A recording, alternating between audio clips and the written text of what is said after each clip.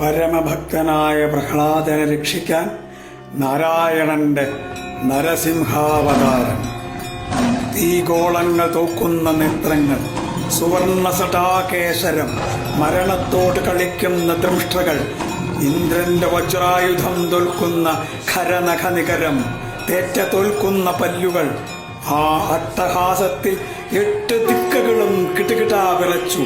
കരയെ വിഴുങ്ങാൻ കടൽ വാവിളർന്നു. ആകാശത്ത് നിന്ന ശനിപാദം ഹിരണ്യകശിപുവിനെ മടിയിൽ കിടത്തി മാറ് കടിച്ചു വലിച്ചു കീറി രക്തദാഹം തീർത്തു ആ നരസിംഹം.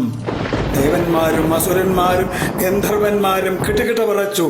ബ്രഹ്മാവ് പോലും നാരായണ ജപിച്ചു. ലക്ഷ്മീദേവി പോലും ഭയന്നു. ഹേ പ്രഹ്ലാദപ്രിയ, രക്ഷമാം.